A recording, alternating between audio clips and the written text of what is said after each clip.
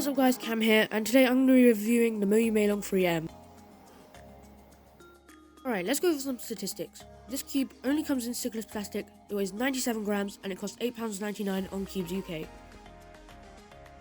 Inside the box it comes with a classic Moyu screwdriver, some Team Moyu cards, and an instruction pamphlet.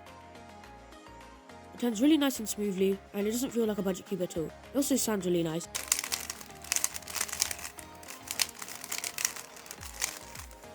Overall, I think this cube's really good and it could be a main contender for anyone.